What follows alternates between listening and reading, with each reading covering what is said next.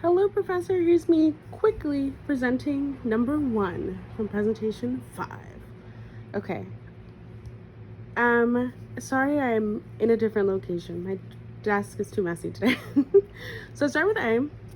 So I always thought these cancel, and then create a 0. I could be wrong, but I do want to ask you about it. I'm gonna pop by tomorrow to make sure I'm correct, but generally speaking, that's where I am with A. For B, I get x cubed minus x over x. So I follow the simple power rule for this one. Although it's not what I would call like a power rule type problem, I use the ideas from the power rule more than anything. I should say I use exponential rules. That's probably better. But I use the exponential rules, and then I got 2x by subtracting 1x. I hope you can see that. 1x there, and got a 2x.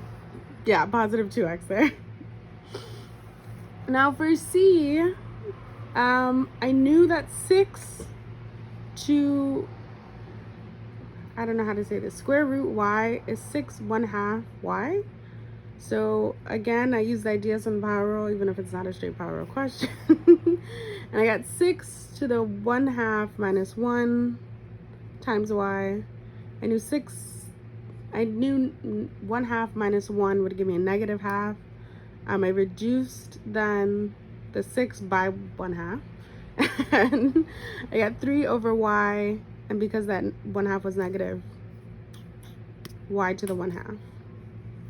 Now for D, this one was, excuse my language, a clusterfuck. This one was really difficult. I used a lot of paper, but I finally got down to kind of a meaty, chunky answer where I knew this reduced by 1 because, again, an idea from the power rule. Power rule saved my life today.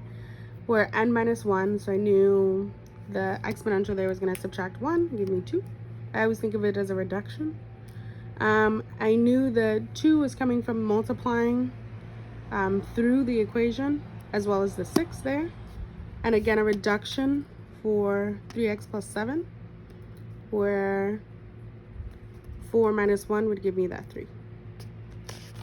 All right, I'm flipping the page. And then for E, I knew a similar rule to, I believe that was C.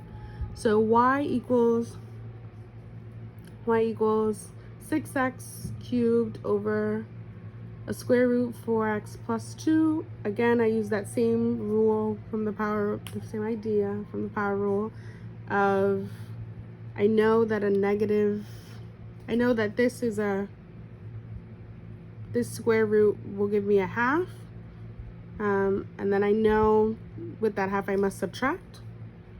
So what I did was I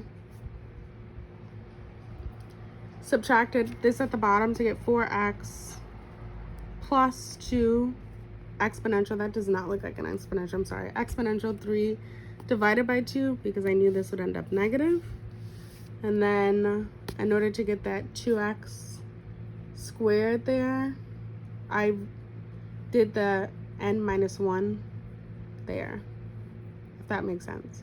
N minus 1 there to get 2x squared, and multiplied that straight through to get 12x squared over 4x plus 2 to the 3 over 2. And then a similar idea here to multiply across. This one actually is what I would call the chain rule, or I stole ideas from the chain rule to get. I hope you can see that well. I'm going to send the presentation as well. Thank you, Professor. Have a nice night. Bye-bye.